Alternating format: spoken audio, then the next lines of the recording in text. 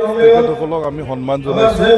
তেখেতসকলৰ অৱদানত তেখেতসকলৰ বহুত মানে আহুতিত বা নাহুতিত আমাৰ এই BTCটোৰ সৃষ্টি হোৱাত এটা প্ৰথম আমাৰ এজেণ্ডা সেইটোৱে আছিলে। এতিয়া অলপ পিছত আমি যোৱাকালি যিবিলাক স্পৰ্টছ এক্টিভিটি আৰু ডিফাৰেণ্ট আদাৰ এক্টিভিটিজ সেইবিলাকৰ আমি প্ৰাইজ বিতৰণ কৰিম। তাৰপিছত 12টা বজাত আমাৰ CM ছাৰৰ যিটো ভাষণ লাইভ ষ্ট্ৰীম কৰা হ'ব, হাগ্ৰামা ছাৰৰো লাইভ ষ্ট্ৰীম কৰা হ'ব আৰু জয়ন্ত মল্ল।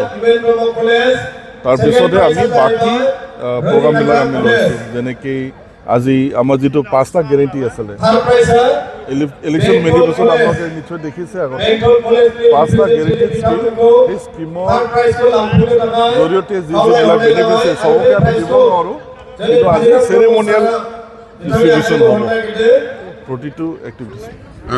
দেখা গৈছে যে BTC চুক্তিৰ দিনৰ পিছৰ পৰাই BTC যথেষ্ট উন্নয়ন হৈছে। এই উন্নয়নৰ হয়, আমি যদি চাবলৈ যাওঁ ভাৰত স্বাধীন হোৱাৰ পিছত আপোনাৰ 56 ইয়াৰ্ছ বোধহয় আমাৰ BTC চুক্তি হৈছে। BTC চুক্তি হোৱাৰ আগত আমাৰ এই অঞ্চলত একো উন্নয়নমূলক কাম আমি দেখা নাই। ৰাস্তা ঘাট নাছিলে, স্কুল কলেজ নাছিলে। স্কুলটো আমি তেতিয়া কি 10 স্কুৱেৰ কিলোমিটাৰ ভিতৰত এখন এল স্কুল বা 3 স্কুৱেৰ কিলোমিটাৰ এখন প্ৰাইমেৰী স্কুল আমি দেখিছিলোঁ।